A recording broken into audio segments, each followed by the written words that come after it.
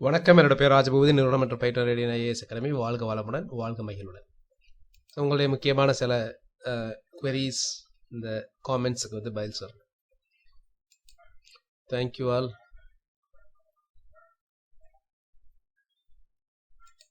horizontal reservation okay, but 30% women reservation it not accepted. 50-50 correct. இது தவறுமா? நீங்கள் ஆனா பெண்ணான்னு தெரியல, சரிங்களா? நீங்கள் கேட்குறதே தப்பு. ஓகே. ஸோ எனி சேஞ்சஸ் இந்த குரூப் 2 கட் ஆஃப் நான் ஏற்கனவே சொல்லியிருக்கேன். குரூப் 2வில் வந்து பார்த்தீங்கன்னா எதிர்பார்க்காதவங்களுக்கு கூட வரும், அவ்வளோதான். இதுக்காக திரும்ப போய் அதில் கட் ஆஃப் இது எந்த மாதிரி பண்ண போகிறாங்க அப்படின்னு ரிவைஸ் பண்ணி பண்ணுறதில்ல, சரிங்களா? நீங்கள் பாட்டுக்கு படிச்சுட்டுருங்க. குரூப் 2 ரிசல்ட்ஸ் வர வரைக்கும் குரூப் 1 படிங்க, சரிங்களா? ரிசல்ட்ஸ் வந்தவொன்னே கூட இருக்கிற டயத்தில் படிக்கலாம், தப்பு கிடையாது. ஜட்ஜ்மெண்ட் பிரகாரம் பார்த்தீங்கன்னா ப்ரிலிமில் இருந்து தான் அவங்க வந்து கொடுக்கணும் எப்போவுமே. ஒவ்வொரு ஸ்டேஜ்லேயும் வந்து பார்த்தீங்கன்னா ரிசர்வேஷன், ஹாரிசாண்டல் ரிசர்வேஷன் ஒவ்வொரு ஸ்டேஜ்லையுமே எடுப்பாங்க. Bhagya Sharma group 2 prelims result வர அப்போ இன்னும் 2 மாதம் ஆகும், இல்லை இன்னும் 2 வருஷம் ஆகும்.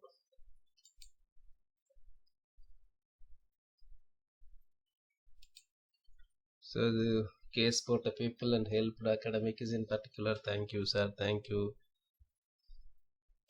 Very good. I am a woman, I am welcoming this. Hats up to everyone who took the step. Very good, thank you.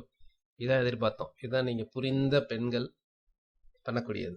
இந்த புரியாத பெண்கள், தங்களோட திறமையின் மீது நம்பிக்கை இல்லாத பெண்கள் தான் இதை எதிர்ப்பாங்க. பிஎஸ்டிஎம் எஸ்சி உமனுக்கு ப்ராப்ளம் இருக்குமானா என்ன ப்ராப்ளம்? டிஆர்பி போர்டில் அப்படி எல்லாமே எல்லா தேர்வாணையங்களும் இது பின்பற்றணும், சரிங்களா? டிஎன்பிஎஸ்சி மட்டும் கிடையாது. நன்றி. வென் பாசிபிள் குரூப் 2 ரிசல்ட்ஸ், அது டிஎன்பிஎஸ்சி கையில் தான் இருக்குது. நினச்சாங்கன்னா ஒரு சில நாட்கள்லே போடலாம், நினச்சாங்கன்னா நாளைக்கு கூட போடலாம். இந்த ஹாரிசாண்டல் ரிசர்வேஷன் அப்ளை பண்ணியே. இல்லை நிறைய சேஞ்சஸ் பண்ணணும் சாஃப்ட்வேரில் அப்படின்னா கொஞ்சம் லேட் ஆகும். 141 பிசி குரூப் 2 மெயின்ஸ்னா கண்டிப்பாக படிங்க. ஆணாக இருந்தாலும் சரி, பெண்ணாக இருந்தாலும் சரி படிங்க. மோஸ்ட்லி இப்போ இந்த மாதிரி சொன்ன பின்னாடி பார்த்தீங்க அப்படின்னா உங்களுக்கு அந்த ஆண்களுக்கும் பெண்களுக்கும் வித்தியாசம் சொல்லுவாங்கல்ல ப்ரிலிமில் கட் ஆஃபில், அந்த வித்தியாசம் வந்து இருக்காது. ஆணுக்கு என்ன கட் ஆஃப்னு சொன்னாங்களோ அதே தான் கிட்டத்தட்ட பெண்களுக்கு இருக்கும். Especially BC, MBC. பிசி முஸ்லீமுக்கு வித்தியாசம், பெண்களுக்கு கொஞ்சம் கம்மியாக இருக்கும். எஸ்டியில் பெண்களுக்கு கம்மியாக இருக்கும். எஸ்சியில் கூட கொஞ்சம் கம்மியாக இருக்கலாம். மற்றபடி பிசி, எம்பிசியில் சான்சஸ் ரொம்ப கம்மி. மேல் கட் ஆஃப் தான் மோஸ்ட்லி இருக்கும். இல்லை, அந்த கவர்மெண்ட் சர்வெண்ட் ரூல் 2016 ஃபாலோ பண்ணக்கூடாதுன்னு சொல்லியிருக்கிறாங்க இனிமேல். ஸோ அப்போ அது ஹாரிசாண்டல் ரிசர்வேஷன், அதுதான் இதோட தீர்ப்பே. கீரன் பிஎஸ்டிஎம் வந்து ஹாரிசாண்டலாக கொண்டாடாதீங்க அப்படின்றாங்க. அதை கொண்டாடணும். அப்படி இல்லைன்னா அது வந்து பிஎஸ்டிஎம் கொடுக்கறதே வந்து பார்த்தீங்கன்னா அன்கான்ஸ்டியூஷனல்னு சொல்லிடுவாங்க. ஏன்னா லாங்குவேஜ் அப்படிங்கிறத வச்சு பண்ணுறதே ரொம்ப தப்பு அப்படின்றதா வரும். ஸோ பிஎஸ்டிஎம் இதனால் உங்களுக்கு கொடுக்கறதுனால ஒரு பிரச்சனையும் இல்லை, யாருக்குமே ஒன்றும் பிரச்சனை கிடையாது. ஒவ்வொருத்தவங்களும் இப்படி தான் அவங்க செல்ஃபிஷ்காக என்ன வேணாலும் கேட்பாங்க, சரிங்களா? நீங்கள் பிஎஸ்டிஎம் அப்படிங்கிறதுனால நீங்கள் இதை கேட்கலாம். இப்படியே ஒவ்வொருத்தங்களும் கேட்டுட்டு இருந்தாங்கன்னா என்ன ஆகிறது? என்ன நீதியோ அது பிரகாரம் பண்ணணும். ரூல் என்னவோ ரூல், அவ்வளோதான். நீங்கள் நல்லா படிங்க, அவ்வளோதான். அப்போ நீங்கள் ஏன் உங்களுக்கு திறமை இல்லையா? தமிழ் மீடியம் வச்சு தான் வேலை வாங்கணுமா? காசு இருந்தால் தான் நீதியே கிடைக்கும், அது உண்மைதான். அது யாருக்கு தெரியாது? கண்டிப்பாக பிஎஸ்டிஎம் கண்டிப்பாக பண்ணுவாங்க. நன்றி.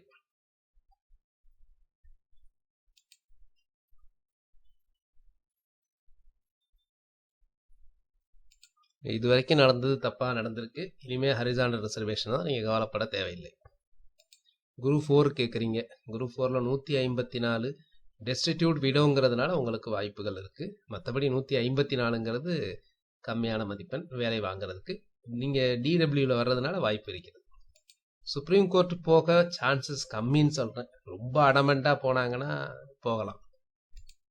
நான் தமிழ்நாட்டின் முதல்வராக உங்களுக்கு ஒரு கடற்கரையில் சிலை வைப்பேன். ஓகே, நிறைய பேர், சரிங்களா? ஸோ இது மெயினாக வந்து கோர்ட்டு மூலமாகத்தான் நடந்திருக்கு, சரிங்களா? ஸோ அதற்காக உழைத்தவர்கள் நிறைய பேர், கேஸ் போட்டவங்க நிறைய பேர், ஜட்ஜஸ், அதுக்கப்புறம் லாயர்ஸ், நிறைய பேர் தான் இதுக்கு முக்கிய காரணங்கள். இந்த கவர்மெண்ட் ஃபாலோ பண்ணுவாங்களா? கண்டிப்பாக ஃபாலோ பண்ணுவாங்க. சரிங்களா? ஃபாலோ பண்ணி தான் ஆகணும். இல்லைன்னா அது கண்டெம்ட் ஆஃப் கோர்ட் ஆகிடும். பிஎஸ்டிஎம் கேன்சல்லாம் கிடையாது, பிஎஸ்டிஎம் இருக்குது சார். பிஎஸ்டிஎம் ஆட்டோமேட்டிக்காக உங்களுக்கு பார்த்தீங்கன்னா, அவங்க சொன்னார்ல பிஎஸ்டிஎம் எனக்கு தனியாக வெர்டிக்கலாக பண்ணுங்க அப்படின்ட்டு. பிஎஸ்டிஎம் ஆட்டோமேட்டிக்கலாகவே வெளியே தான் வரும். ஏன் அப்படின்னா, ஆக்சுவலாக ஒரு 100 பேர் எடுத்தாங்கன்னா அதில் 30 பேர் பெண்கள் இப்படி வந்துடுவாங்க. ஸோ அதனால் அது ஹரிசாண்டல் ரிசர்வேஷன் பெண்கள் பண்ணுறதுனால அது முக்கியம். ஆனால் நீங்கள் பிஎஸ்டிஎம் பார்த்தீங்கன்னா 100 பேர்த்தில் 20 பேர் பிஎஸ்டிஎம் தமிழ் மீடியம் படித்தவங்க இருக்கிறது கம்மி. அதனால் வெளியே போய் தான் எடுப்பாங்க. அதனால் தமிழ் மீடியம் படித்தவங்களுக்கு கட் ஆஃப் குறைய தான் செய்யும். இந்த வாழ்க வளமுடன்லேயே எங்கள் விக்டரி தெரியுது சார். கண்டிப்பாக இவர் பெண்ணா நினைக்கிறேன். ஸ்டார்ன்ட்டு ஏகப்பட்ட மெசேஜ் பண்ணிட்டு இருக்காரு.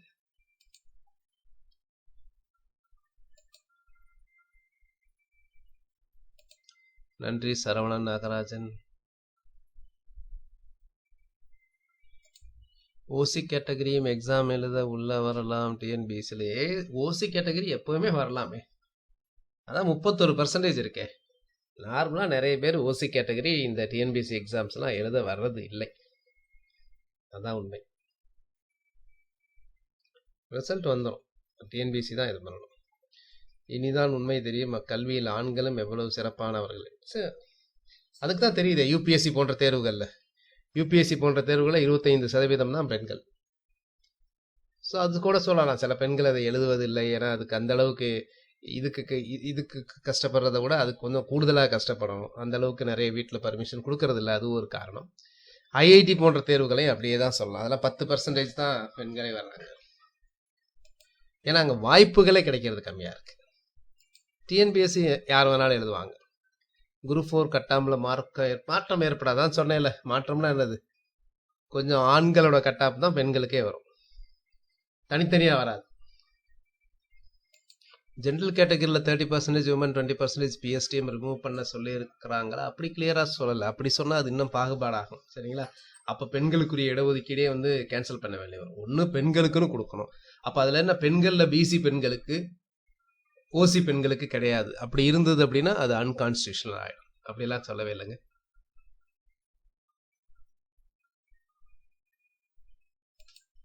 நன்றி.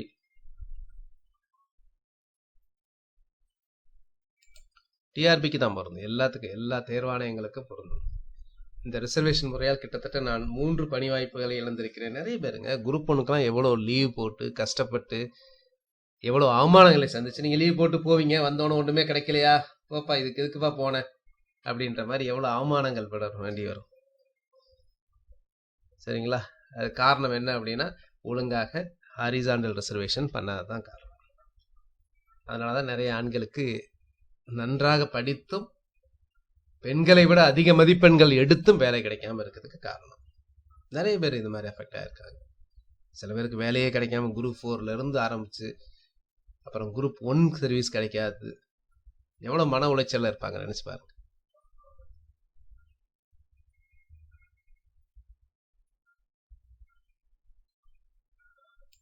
இப்போ இந்த ரெக்ரூட்மெண்ட் ப்ராசஸ் முடியாத எல்லா எக்ஸாம்ஸுக்கும் பொருந்தும். ஈவன் அந்த இதுக்கு கூட பொருந்தலாம். இது இந்த ஸ்டாட்டிஸ்டிக்கல் ஒரு எக்ஸாமினேஷன் எழுதி வச்சிருக்கிறாங்க கூட, அதுக்கு கூட பொருந்தலாம். இன்னும் கவுன்சிலிங் நடக்காம இருந்தா. கேர்ள்ஸ் குரூப் 4 கட் ஆஃப் இன்க்ரீஸ்லாம் ஆகாது. ஆண்களோட கட் ஆஃபும் பெண்களோட கட் ஆஃபும் ஒன்னா இருக்கும், அவ்வளவுதான். தேங்க்யூ. ஆமா, கமெண்ட்ஸ்லாம் வரும், நிறைய மட்டமான கமெண்ட்ஸ்லாம் வரும், கொஞ்சம் கடுப்பு வரும்.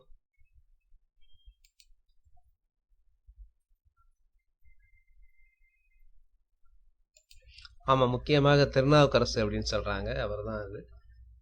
அதுக்கப்புறம் நளினி சிதம்பரம் அவர்கள், இவங்க எல்லாத்துக்கும் நன்றி. பொதுவாக வழக்கறிஞரை தவறான கண்ணோட்டத்தில் பார்க்காதீர்கள். ஆமாம், நான் சொன்னேன், வழக்கறிஞர் கேஸ் போடும்போது தான் உங்களுக்கு தெரியும், போட்டு பார்த்தா தான் தெரியும். இளம் வழக்கறிஞர் நீங்கள் படுற கஷ்டம் கண்டிப்பாக. இளம் வழக்கறிஞர் கஷ்டம். உங்கள்கிட்ட வர்றாங்க, உங்கள்கிட்ட யாராவது கேஸ் கொண்டாடுவாங்களா? அந்த மாதிரி கேஸ்லாம் இளம் வழக்கறிஞர்லாம் ரொம்ப கஷ்டம். சாப்பாட்டுக்கே வழி இருக்காது, மாதத்துக்கெல்லாம் ரொம்ப கஷ்டம். நீங்கள் பார்க்குற படத்துலலாம் பார்ப்பீங்களா, அந்த மாதிரி தான் இருக்கும். சீனியர் தான் என்ஜாய் பண்றதே இதுல, சரிங்களா? ஏன்னா உங்கள்ட்ட வரவே மாட்டாங்களே. பொய் சொல்லி இவர் சொல்ற மாதிரி எம்ஆராதா சொல்ற மாதிரி பொய் சொல்லி வழக்குகள் நடத்தினவன் தான் பின்னாடி நீதி அரசரை வந்தா மட்டும் எவ்வளவு பெரிய யோக்கியனா வந்துட போறான் அப்படின்னு சொல்லுவார். ரொம்ப எக்ஸப்ஷனலா நல்லவங்க இருப்பாங்க, ஆனா ரொம்ப ரொம்ப ரொம்ப கம்மி. 100க்கு ஒருத்தர் இருந்தா பெரிய விஷயம். அது வக்கீல்லையும் சரி நீதிபதிகள்லையும் சரி. நீங்க ரொம்ப ஆதங்கப்பட்டீங்க அப்படின்னா நீங்க தான் அந்த 1% வச்சுக்கோங்க. ஏற்கனவே நடந்து முடிஞ்சதுலையும் இதை அப்ளை பண்ணலாம். ஆனா அதுக்கு அது பண்ணா அப்படி எந்த வருஷம் வரைக்கும் பண்ணணும் அப்படிங்கிற பிரச்சனை வரும்.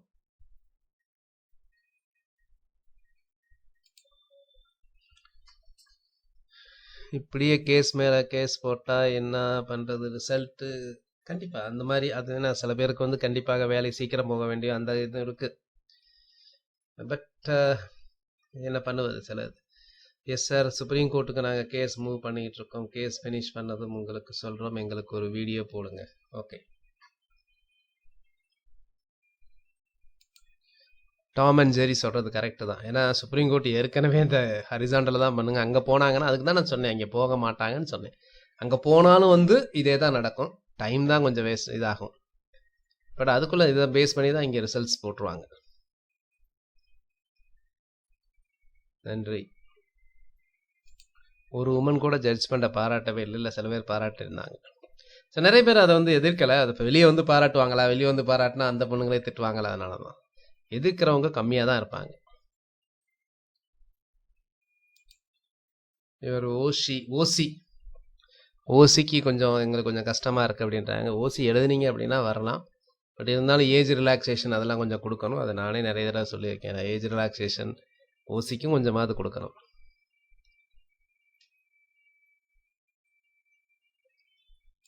10% கொடுத்துருக்காங்கன்னா தமிழ்நாட்டில் கொடுக்கலையே. இடபிள்யூஎஸ் சென்ட்ரல் கவர்மெண்ட் ஜாப்ஸுக்கு தான் இருக்குது. கேவியட். ஆமாம், கேவியட்டுங்கிறது என்ன அப்படின்னா, இப்போ சப்போஸ் அவங்க பண்ணுறாங்க அப்படின்னா நம்ம கேவியட் பண்ணியிருந்தாங்கன்னா அவங்க பண்ணும்போது ஜட்ஜ்மெண்ட் கொடுக்கும்போது நம்மளுடைய நாலேஜ் இல்லாமல் கொடுக்கக்கூடாது அப்படிங்கிறதுக்கு முன்னாடியே நம்ம சொல்லக்கூடியதான் கேவியட். அவங்க கொடுக்குறாங்களா அப்படிங்கிறது தெரியல. இருந்தாலும் நீங்கள் சொன்ன மாதிரி கேவியட் பண்ணுறது நல்லது. பார்வதி பிரியன் சொல்கிறாங்க, ஆனால் பெண்ணான்னு தெரியலை. இதில் க்ரௌடு ஃபண்டிங் பேரில் காசு ஆட்டையை போட பார்ப்பாங்க. இவங்கெல்லாம் இந்த க்ரௌடு ஃபண்டிங் ஒருத்தவங்க பண்ணியிருந்தாங்களே, இதுக்கு அவங்களாம் பார்த்தீங்கன்னா எவ்வளோ தேவையோ அது மட்டும்தான் வாங்கினாங்க. அதுக்கப்புறம் பே பண்ணணும்னு சொல்லும் போது கூட நீங்கள் பே பண்ண வேணாம் அப்படின்னு நிறைய பேரை சொல்லியிருந்தாங்க. சரிங்களா? அதனால் அவங்க அப்படி பண்ணுற மாதிரி இல்லை. அட்வொகேட்லாம் ஃப்ரீயாக பண்ண மாட்டாங்க. லோக் அதாலத் அப்படின்னு இருக்கும். அது மூலமாலாம் போனால் ஒன்றும் நடக்காது. இதுவே பார்த்தீங்கன்னா எல்லா அட்வொகேட்ஸும் நீங்கள் வச்சுக்க முடியாது. ஃபேஸ் வேல்யூவில் சீனியர் அட்வொகேட்டை வச்சாதான் இந்த மாதிரி ஒரு ஜட்ஜ்மெண்ட்டே நமக்கு கிடைக்கும். இல்லைன்னா அட்மிட் பண்ணவே மாட்டாங்க கேஸையே, அதுலேயே டிஸ்மிஸ் பண்ணி விட்ருவாங்க. ரைட், அடுத்த வீடியோவில் பார்க்கலாம். நிறைய கமெண்ட்ஸ் இருக்குது. தேங்க்யூ.